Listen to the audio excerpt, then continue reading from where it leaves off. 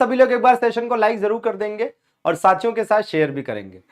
और जैसा कि साथियों आपका पेपर हुआ है 23 तारीख, 24 तारीख और 25 तारीख को, इन पेपर्स में पूछे गए प्रश्नों के आधार पर जो महत्वपूर्ण टॉपिक हैं, इन्हीं टॉपिक्स पर इंपॉर्टेंट क्वेश्चन लेकर आए हैं और आशा करते हैं कि आप पूरा पढ़ेंगे और जबरदस्त तरीके से इसका आनंद लेंगे। ये पहला प्रश्न है आपकी स्क्रीन पर, बताइएगा इसका आंसर क्या होना चाहिए भाई।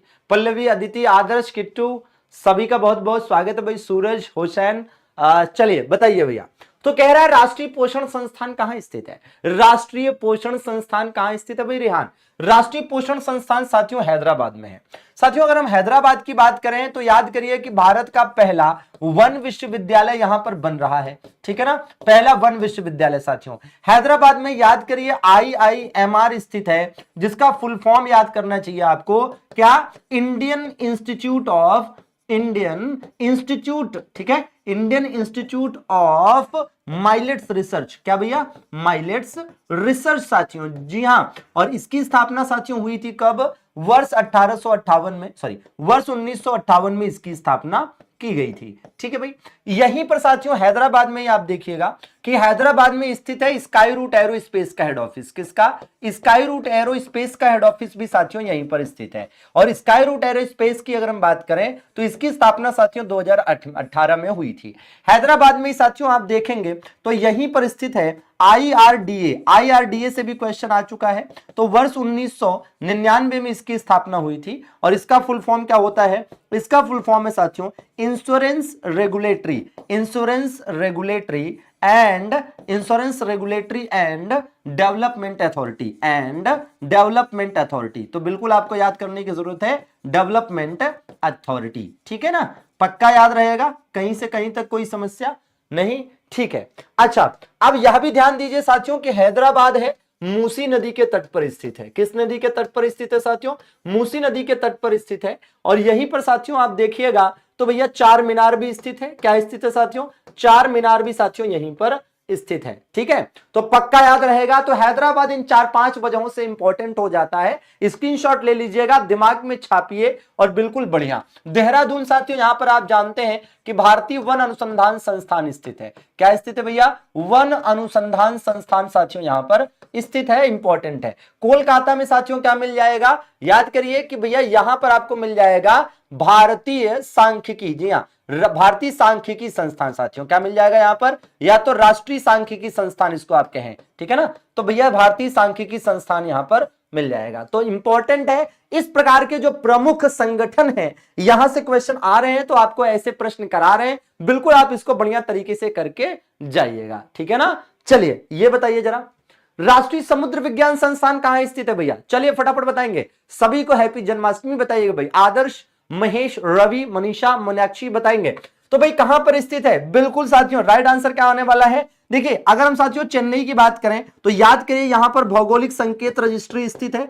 क्या स्थित है यहां पर? यहां पर साथियों भौगोलिक संकेत रजिस्ट्री, याद है कि नहीं? भौगोलिक संकेत रजिस्ट्री साथियों यहां पर स्थित है, पक्का याद रहेगा आपको। और इसी प्रकार से साथियों याद करिए कि भाई मंगलोर की बात करें तो इसे साथियों कॉफी पोर्ट कहा जाता है। कहां पर स्थित है? कॉफी पोर्ट साथियों, याद करिए कि कॉफी पोर्ट, मंगलोर बंदरगाह को कॉफी पोर्ट के नाम से जाना जाता है, कर्नाटका में स्थित है। कहां पर स्थित है? कर्नाटका में स्थित है। और विशाखापट्टनम साथियों आंध्र प्रदेश में स्थित एक बंदरगाह है। फिलहाल इस प्रश्न का राइट आंसर क्या है? गोवा इस प्रश्न का साथियों राइट आंसर है। गोवा इस प्रश्न का दोस्तों राइट आंसर है। ये बताइएगा भारत सरकार ने नारकोटिक्स कंट्रोल ब्यूरो का गठन कब किया था? भारत सरकार के द्वारा साथियों नारकोटिक्स कंट्रोल ब्यूरो का गठन किस लिए किया गया था? तो अवैध तस्करी को रोकने के लिए। किसके लिए साथियों? अवैध तस्करी को रोकने के लिए, ठीक है ना, अवैध तस्करी को रोकने के लिए साथियों इसका गठन किया गया था। कब गठन किया गया था साथियों? इसका गठन किया गया था वर्ष 1986 में। कब गठन किया गया था? वर्ष 1986 में साथियों। वर्ष 1986 में ही पर्यावरण संरक्षण अधिनियम भी आया था। क्या आया था दोस्तों? पर्यावरण संरक्षण अधिनियम भी आया था, जो कि काफी महत्वपूर्ण है। और इसे साथियों छाता विधान भी कहा जाता है। क्या कहा जाता है? छाता विधान भी साथियों कहते हैं। 1986 में ही बाल एवं किशोर श्रम अधिनियम भी आया था। क्या आया था दोस्तों? बाल एवं किशोर श्रम अधिनियम भी आया था। तो पक्का इंपॉर्टेंट है, एकदम याद रहेगा आपको। एकदम दिमाग में बिठा कर रखिए, ये सब चीजें इंपॉर्टेंट है, एग्जाम में पूछी जाती है। नारकोटिक्स कंट्रोल ब्यूरो वर्ष 1986 में स्थापित हुआ। जी हाँ, मजा आए तो सेशन को लाइक करते चलिएगा। संख्या भले आपकी कम है, लेकिन जो क्वेश्चंस हैं उसमें दम है, जो आपको कभी से कहीं से भी कम नहीं करने पढ़ने देंगे, ठीक है ना। और एग्जाम में साथियों क्वेश्चन जो पढ़ाए गए हैं वो आए हैं, पहले भी पढ़ाए हैं, जो क्वेश्चन वो आए हैं, अभी भी जो पढ़ा रहे हैं वो आएंगे, तो आप पूरी शिद्दत से ईमानदारी से पढ़ें। आईओएफएस साथियों, आईओएफएस की साथियों बात करते हैं तो वर्ष 1935 में इसकी स्थापना हुई थी। कहां पर स्थित है दोस्तों? ये नागपुर में स्थित है। और याद करिए कि नागपुर में और क्या मिल जाएगा आपको? नागपुर में साथियों आरएसएस मिल जाएगा। आरएसएस का मतलब राष्ट्रीय स्वयंसेवक संघ है कि नहीं? राष्ट्रीय स्वयंसेवक संघ यही स्थित है, 1925 में स्थापित हुआ था साथियों। यहीं पर मिलेगा national environmental engineering research institute, national environmental engineering research institute, इसका फुल फॉर्म याद रखिएगा। और साथियों इसे क्या कहा जाता है? इसे साथियों संतरों का शहर कहा जाता है। क्या कहा जाता है इसे साथियों संतरों का शहर कहा जाता है। इसका फुल फॉर्म क्या हो जाएगा भैया? तो इसका फुल फॉर्म साथियों हो जाएगा Indian ordnance factory services, Indian ordnance factory services. तो बिल्कुल इंपॉर्टेंट है। और साथियों अगर हम यही उत्तर प्रदेश के कॉन्टेक्स्ट में देखेंगे तो ये बताइए भैया, ब्रिटिश कंपनी, याद करिए जरा कि British company Trafalgar square, British company Trafalgar square, फटाफट बताएंगे ट्रफलगर स्क्वायर साथियों, ठीक है। ट्रफलगर स्क्वायर कहां की कंपनी है? ब्रिटेन की कंपनी है साथियों। और ये उत्तर प्रदेश में स्क्वायर है ना अपनी आयुध निर्माण फैक्ट्री, या यूं कह लीजिए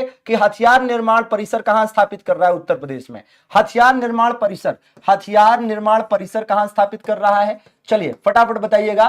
तो ये सबसे पहले तो ये बता दीजिए, फिर दूसरा आपको बताएं कि भैया अगर आपसे कहा जाए कि उत्तर प्रदेश में कोरबा आयुध निर्माण फैक्ट्री कहां स्थित है?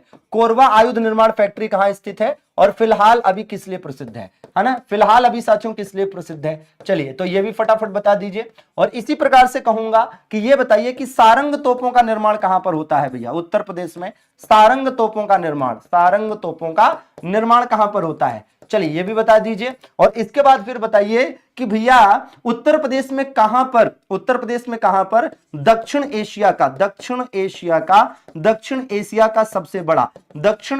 का सबसे बड़ा ठीक है गोला बारूद निर्माण परिसर कहां बन रहा है? गोला बारूद निर्माण परिसर, फटाफट बताएंगे गोला बारूद निर्माण परिसर कहां स्थापित हो रहा है भैया?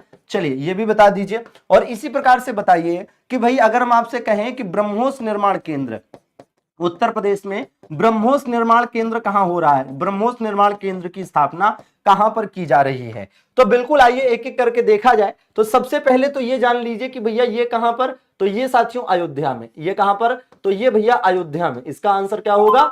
अयोध्या आंसर होगा, ठीक है भैया। इसी प्रकार से इसका आंसर क्या होगा? इसका आंसर साथियों अमेठी होगा। क्या होगा इसका आंसर? अमेठी होगा। और यहां पर क्या बन रहा है? तो यहां पर साथियों AK-203 बन रही है, जो कि दुनिया की सबसे अत्याधुनिक राइफल मानी जाती है, ठीक है भैया। और इसी प्रकार से यहां देखिएगा कि भैया यहां पर भाई सारंग तोपों का निर्माण कहां पर हो रहा है? कानपुर में हो रहा है, ठीक है ना। और दक्षिण एशिया का सबसे बड़ा गोला बारूद निर्माण परिसर भी कहां बन रहा है? कानपुर में। कौन बना रहा है? अडानी ग्रुप। कौन बना रहा है? अडानी ग्रुप बना रहा है, ठीक है ना। और ये देखिए ब्रह्मोस निर्माण केंद्र कहां स्थापित हो रहा है? लखनऊ में स्थापित हो रहा है। तो ये पॉइंट और ये पॉइंट, ठीक है ना। तो कुल मिलाकर ये आपको चारों पांचों पॉइंट याद करना है, ठीक है ना। चलिए आगे देख लिया जाए। बिल्कुल आप चाहे तो इसकी स्क्रीनशॉट ले लीजिए, नहीं तो इसका PDF आपको हमारे टेलीग्राम ग्रुप पर उपलब्ध हो जाएगा, जिसका नाम है यूपी संगम, ठीक है ना। चलिए ये बताइए भैया, चलिए फटाफट सभी के आंसर आने का चाहिए भाई। ERP का पूरा नाम क्या है साथियों? ERP का पूरा नाम क्या है? तो भैया इसका फुल फॉर्म होता है एंटरप्राइज, है ना, एंटरप्राइज रिसोर्स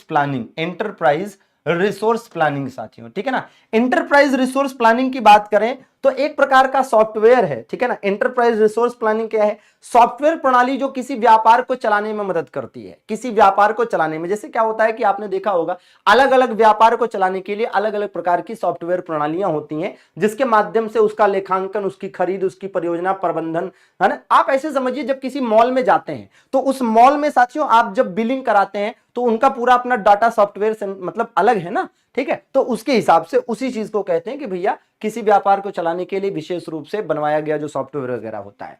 ठीक है, कनिष्क किस वंश का सम्राट था साथियों? कनिष्क, याद करिए कि कनिष्क से रिलेटेड एक ट्रिक भी मैं आपको बताता हूं। क्या भैया? वासु, वासु के घोड़े के पास चना, वासु के घोड़े, वासु के घोड़े के पास चना। ठीक है ना, ये शानदार सी ट्रिक इसी से रिलेटेड है और इससे ये पता चलेगा कि भैया कनिष्क के समकालीन, कनिष्क के समकालीन विद्वान या प्रसिद्ध लोग कौन कौन थे। ठीक है ना, तो कनिष्क के समकालीन देखिए, वासु से क्या हो जाएगा? वासु से हो जाएगा साथियों, ठीक है ना, वासु से हो जाएगा वसुमित्र, तो ये साथियों कनिष्क के समकालीन थे।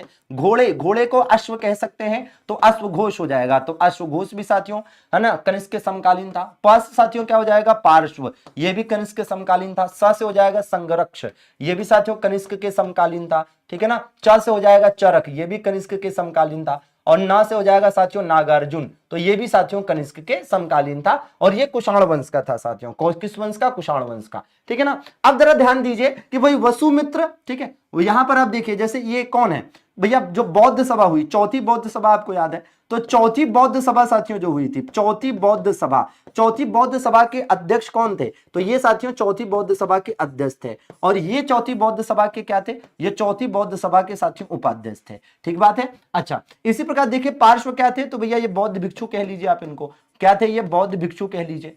ठीक है, बौद्ध भिक्षु थे। ठीक है, संरक्षक क्या थे साथियों? ये पुरोहित थे, ये साथियों कनिष्क के पुरोहित थे, मतलब उनके लिए पूजा पाठ का काम कराते थे। चरक साथियों क्या थे? ये राजवैद्य थे, ये क्या थे भैया? राजवैद्य थे। नागार्जुन साथियों इन्होंने ये भी बौद्ध भिक्षु थे और इन्होंने एक प्रसिद्ध किताब भी लिखी है जिसका नाम है माध्यमिक सूत्र। क्या नाम है इसका? माध्यमिक सूत्र साथियों। और इन्हें भारत का आइंस्टीन भी कहा जाता है, नागार्जुन को भारत का आइंस्टीन भी कहा जाता है। ठीक है ना, चलिए आगे देख लिया जाए भैया। ये बताइए